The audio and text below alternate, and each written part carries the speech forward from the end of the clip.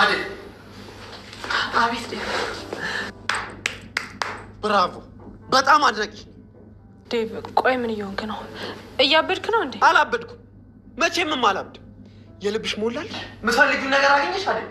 ቆይ ምንድን ነው? እስኪ ተረጋጋ እናወራ። ሁሉም ነገር ቤዛ ነገረኛለች። ቤዛ ምንድን ነው የነገረች? እሺ ሙሽሪት መጣሽ? ቤዛ ለዴቭ ምንድን ነው የነገርሽው? ሁሉንም ነገር ነግራኛለች። ቆይ እንዴት እንደዚህ ታደርጊያለሽ? እኔም ብትነግሪኝ ምን እልሻለሁ? ቆይ ለምንድን ነው እንደዚህ የምትጫወቺብኝ? ዴቭ በግልጽ የምታወራ ከሆነ አውራ፣ ካልሆነ ግን ልግባ፣ ብዙ ስራ አለብኝ። ወዴት ነው የምትገቢው? አንቺ ይህንን ኮምፒት ለመሰብሰብ ነው የምትገቢው። ፍቅር እማዬ ከቤት ውጭ ብላታለች። ለምን? ኤላ ቤት በተደጋጋሚ እያደረች ስለነበር የቤቱን ስራ የሚሰራው ጠፋ። ስለዚህ እማዬ ሌላ ሰራተኛ ቅጠሪ ብላኛለች። ምን አይነት ውሸታሞች ናችሁ?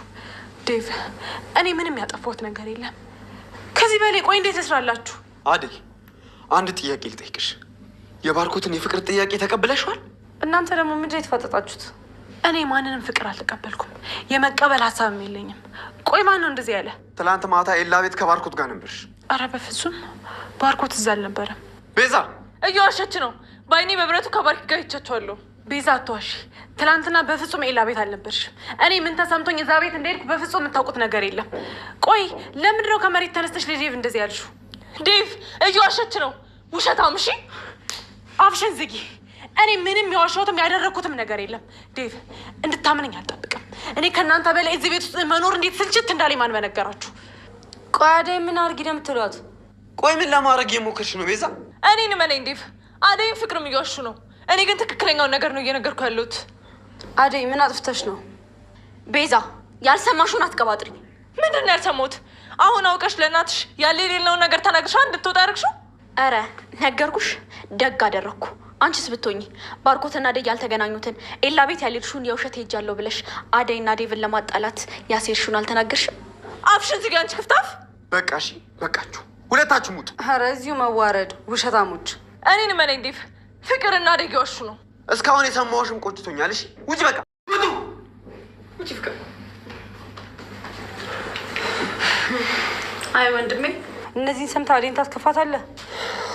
አደይ ይቅርታ አድርጊልኝ። እሺ ዴቭ ልቀቀኝ፣ ልሄድበት። ወዴት ነው የምትሄጂው? ምን ነው የሁሉ ስቃይ በኔ ላይ? እናት እንደሌለው ቤት እንደሌለው። አሁን ግን የመጣው ይምጣ፣ እናቴ ጋር እሄዳለሁ።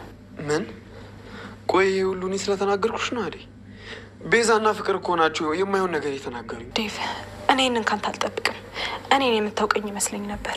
አደይ ይቅርታ አድርጊልኝ። አትልፋ ዴቭ፣ ከአሁን በኋላ እኔን አትይኝም። አደይ ወንድሜንማ እንደዚህ አታሰቃዩ። ታይ ስርዓት ይኖርሽ። ይቅርታ አድርጊልኝ አደይ፣ እባክሽ ትተሽኝ አትሂጂ።